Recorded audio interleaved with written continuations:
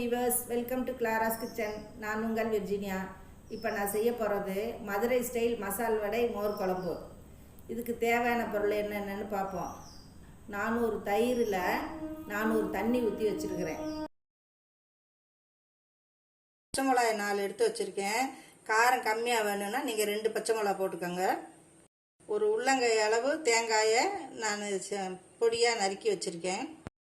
இதில் 1 ஸ்பூன் கடலைப்பருப்பு, 1 ஸ்பூன் துவரம் பருப்பு, 1 ஸ்பூன் பச்சரிசி 1 மணி நேரத்துக்கு முன்னாடியே ஊற வச்சு கழுவி தண்ணியை இருத்து வடிகட்டி வச்சுருக்கிறேன். சிறிதளவு இஞ்சியை துருவி வச்சுருக்கிறேன்.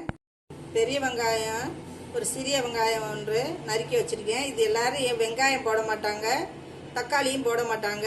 இது மதுரை ஸ்டைலு மோர் குழம்பு. இதை நீங்கள் இதை மாதிரி செஞ்சு சாப்பிட்டு பாருங்கள், உங்களுக்கே ரொம்ப பிடிச்சி போகும்.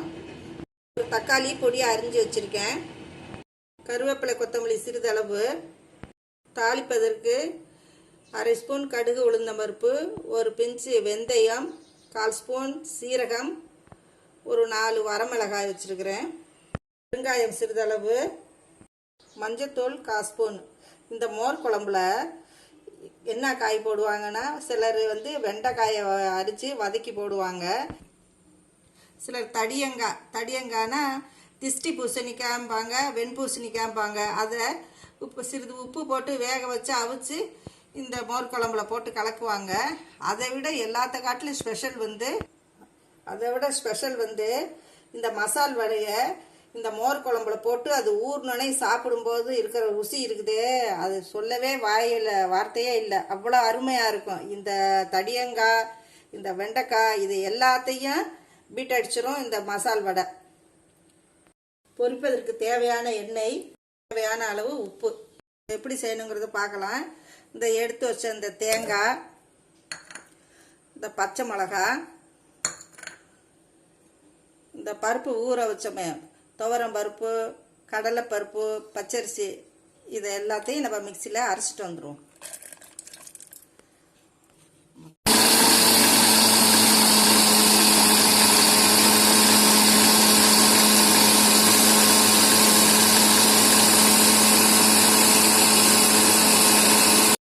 இப்போ நம்ம தேங்காய் ஊற வச்ச பருப்பெல்லாம் அரைச்சிட்டு வந்துட்டேன். இப்போ இந்த மோரோட இதை நான் கலக்கிறேன்.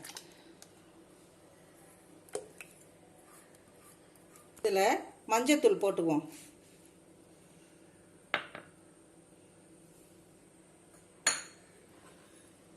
உப்பும் சேர்த்துக்குவோம்.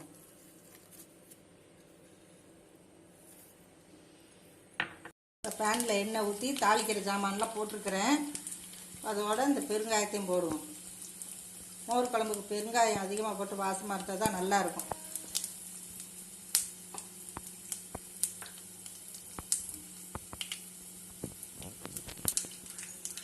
ஒவ்வொருத்தரும் ஒவ்வொரு மாதிரி இந்த மோர் குழம்பு வைப்பாங்க. சில பேர் மோரில் இந்த அரைச்சதை மட்டும் வச்சுட்டு தாளித்து ஊற்றிடுவாங்க. சில பேர் வெங்காயம் சேர்ப்பாங்க. சில பேர் வெங்காயம் சேர்க்காம தக்காளி மட்டும் சேர்ப்பாங்க. சில பேர் 2 சேர்ப்பாங்க. அந்த விதத்தில் தான் நான் இப்போ மதுரை ஸ்டைலில் வெங்காயமும் போடுறேன், தக்காளியும் போடுறேன். இதை நல்லா செஞ்சு சாப்பிட்டு பாருங்கள், நீங்களே சொல்லுவீங்க எப்படி இருந்துச்சு. இப்போ இந்த பொடியாக நறுக்கின இந்த இஞ்சியை போடுறேன். வெங்காயத்தை போடுறேன். தக்காளியும் போடுறேன். கருவேப்பிலை கொத்தமல்லியே போடுறேன்.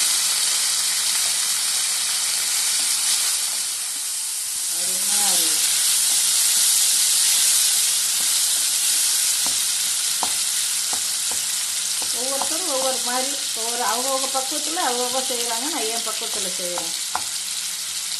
என்னதையும் சாப்பிட்டு பாருங்கள். எல்லாருதையும் பார்த்து டெஸ்ட் பண்ணுற மாதிரி நான் செய்கிறதையும் நீங்கள் டெஸ்ட் பண்ணி பாருங்கள். ரொம்ப அருமையாக இருக்கும்.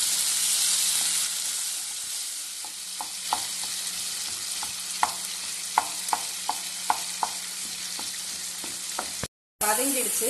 இப்போ நம்ம கூட்டி வச்ச இந்த தயிரை ஊற்றுவோம்.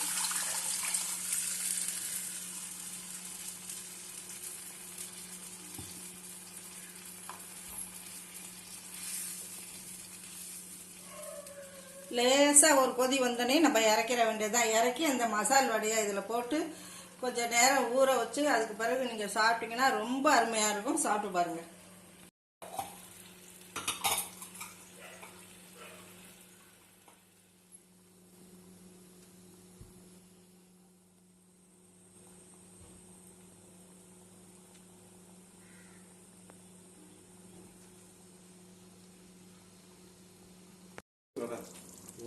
இப்போ லேசாக கொதி வந்துருச்சு. இப்போ நம்ம இந்த பதத்தில் நம்ம இறக்கிடணும், ரொம்ப கொதிக்கக்கூடாது. இப்போ மோர் குழம்ப நான் இறக்கிட்டேன். இதில் நம்ம பொரிச்சு வச்சுருக்கிற இந்த மசால் வடையை இதில் போடுவோம்.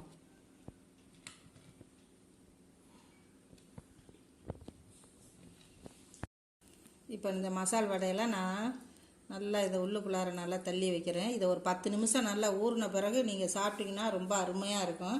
மோர் குழம்புனாலே இந்த மசால் வடை தான் ஸ்பெஷல். இதை நீங்கள் செஞ்சு பாருங்கள்.